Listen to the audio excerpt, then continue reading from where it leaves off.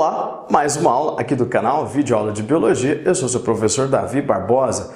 Nesta segunda aula de protozoários, eu vou apresentar para vocês os 4 grupos de protozoários. Isso mesmo, eles estão reunidos em 4 grupos diferentes, conforme a sua estrutura de locomoção. Embora sejam seres unicelulares, com uma célula só, portanto, são células bastante ágeis que apresentam estruturas de locomoção. Você vai ver que tem protozoários que se deslocam por pseudópodos ou pseudópodes. Você vai ver que tem protozoários que se deslocam utilizando flagelos, protozoários que se deslocam por cílios e protozoários num quarto e último grupo que não tem estrutura de locomoção, são protozoários fundamentalmente parasitas. Aproveite a aula, se inscreva no canal se você não é inscrito, se gostar da videoaula, dê um like e vamos lá então para mais uma aula.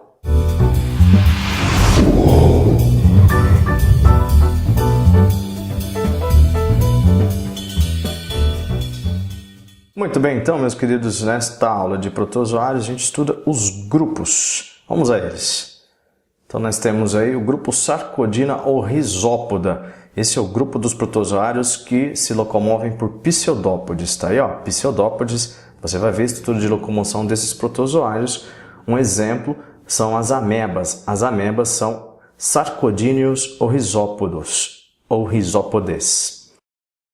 Mais um grupo dos mastigóforos ou flagelados. Então a gente tem lá o grupo mastigófora ou dos flagelados. Obviamente eles se locomovem por flagelos. Um exemplo, olha só, bastante conhecido, Trypanosoma cruzi, protozoário flagelado, causador da doença de Chagas. Mais um grupo, terceiro grupo ciliófora ou dos ciliados. Nós temos aí então protozoários que se deslocam por cílios, exemplo paramécio. Quarto e último grupo, você vai ver que estes não têm estrutura de locomoção, grupo Sporozoa ou apicomplexos. Sem estrutura de locomoção, esse é o grupo do plasmódio, mais um protozoário razoavelmente conhecido, é o protozoário causador da malária. Então, caracterizando um pouquinho mais cada um deles, né? Então vamos ao grupo dos sarcodíneos, aqueles que se deslocam por pseudópodes, está aí aqui em cima para vocês.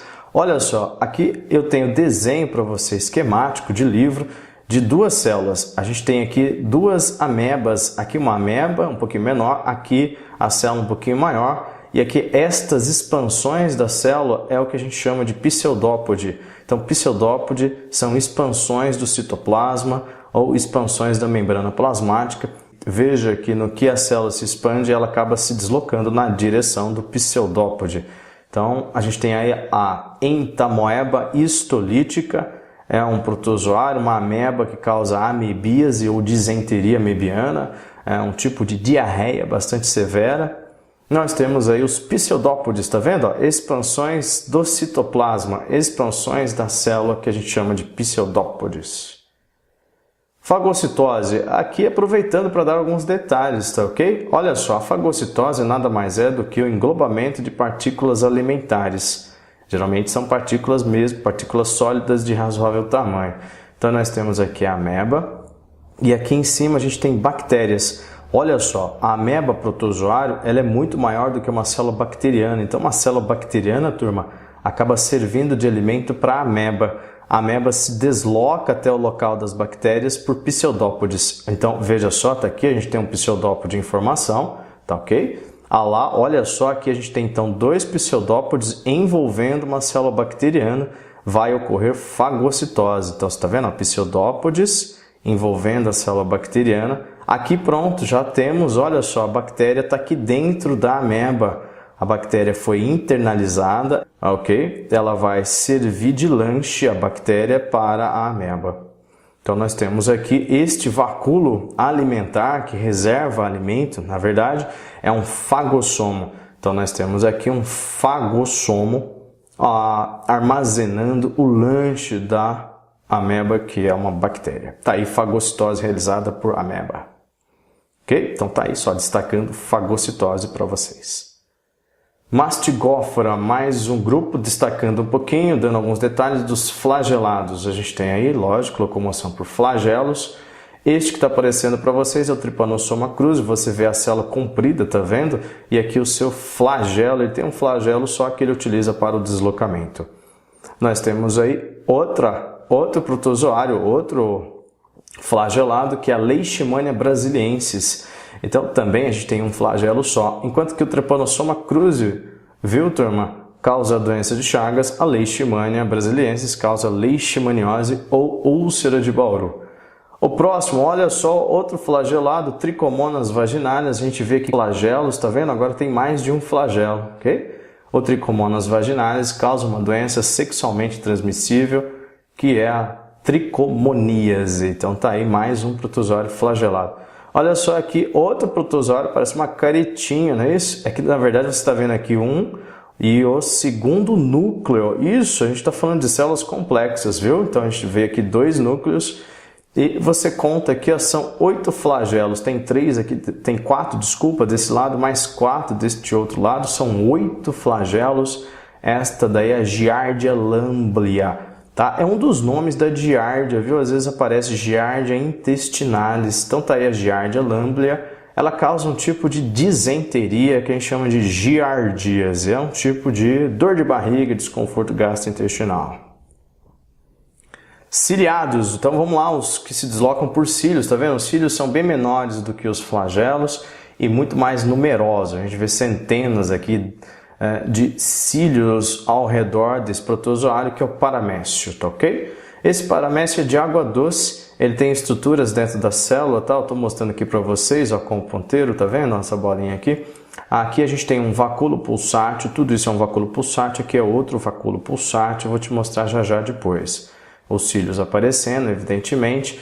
Veja, célula complexa é célula de protozoário, ok? Então a gente tem um núcleo grandão, que a gente chama de macronúcleo, controlando as funções metabólicas da célula, mantendo a célula funcionando. É o que significa, turma, função vegetativa.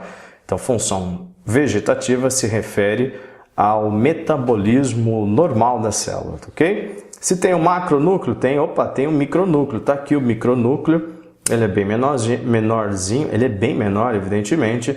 Ele pode ser trocado entre protozoários. Você vai ver, tem uma aula, não é esta ainda, mas tem uma aula sobre reprodução de protozoários.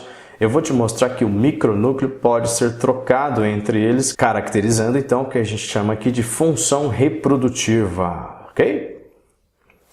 Em relação à nutrição, então eu desenhei de novo aqui o paramécio, os 2 núcleos, o macro e o micronúcleo, tá aqui, né? O macro, o micronúcleo.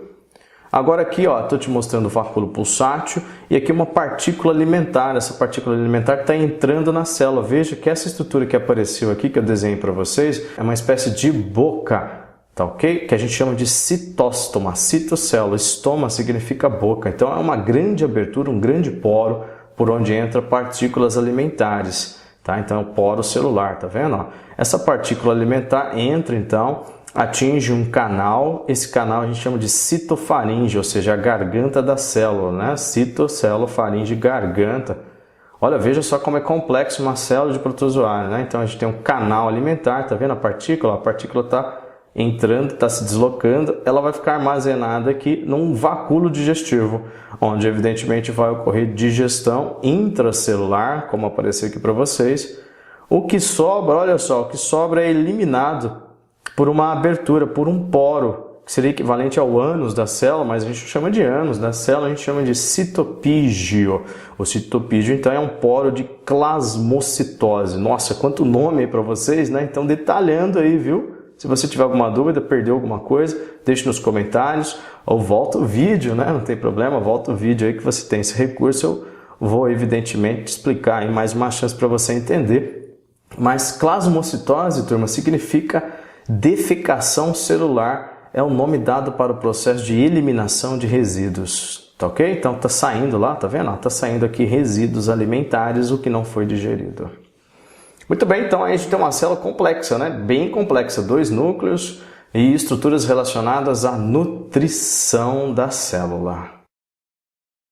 Bom, ainda em relação à excreção, então olha lá, a gente tem aqui o vacúolo pulsátil ou contrátil. Ele elimina, turma, excesso de água no protozoário, de água doce. Então olha lá, eliminação de excesso de água. É isso mesmo, né?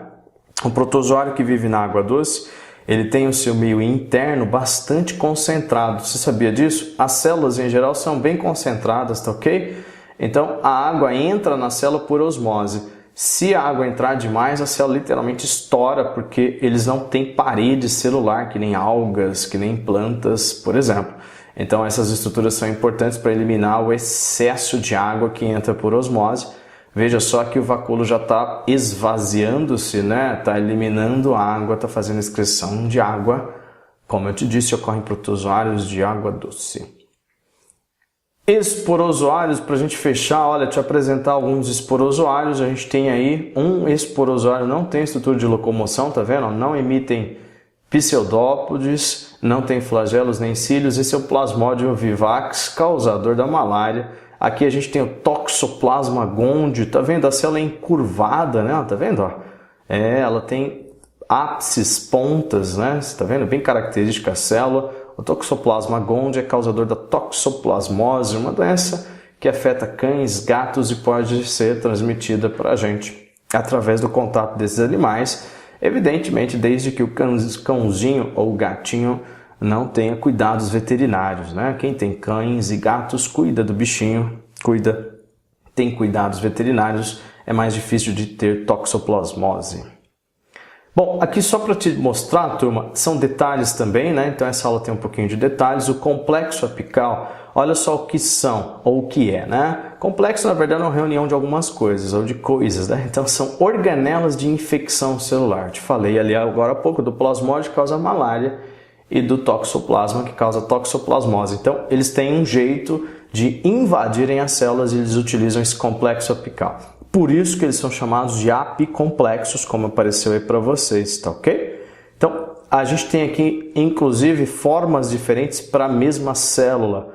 Olha só, esse aqui é o plasmódio na forma esporozoito, é a forma infectante. Aqui a gente tem a forma merozoito, olha só, apareceu aqui. O merozoito, turma, é a forma que encontra-se dentro das hemácias, tá? Então, nós temos aqui o esporozoito, que sai na picada do mosquito, ele que entra no nosso corpo com a picada do mosquito, transmissor da malária. E nas hemácias, dentro das nossas hemácias, a gente vê essa estrutura aqui que é o merozoito, ok? Bom, por que eu estou te mostrando o esporozoito que sai do mosquito? É o que entra no nosso corpo quando o mosquito nos pica, e o merozoito, que é a forma que se desenvolve nas hemácias. É porque aqui em cima, em preto, tá vendo? O que está em preto aqui é bem esquisito, tá bom? Isso aqui que está em preto trançado. E aqui, ó, no merozoito, essas estruturas um pouquinho mais largas, ó, isso daqui são chamadas de rhoptrias. As rhoptrias são as organelas de infecção celular. As rhoptrias constituem o complexo apical. Resumindo a ópera, essas estruturas em preto aqui trançado no esporozoito e aqui maior, mais largo no merozoito, são as estruturas que estas células do parasita utilizam para entrar nas nossas células para causarem infecções. Então, as organelas de infecção celular, na verdade, nada mais são do que as rhoptrias, organelas de infecção dos apicomplexos. Muito bem, essa foi mais uma aula de protozoários, um pouquinho mais aprofundada, um pouquinho mais detalhada. Talvez você tenha dúvidas, deixe nos comentários que eu terei o maior prazer em resolver as suas dúvidas. Um grande abraço para vocês, meus queridos, até a próxima aula.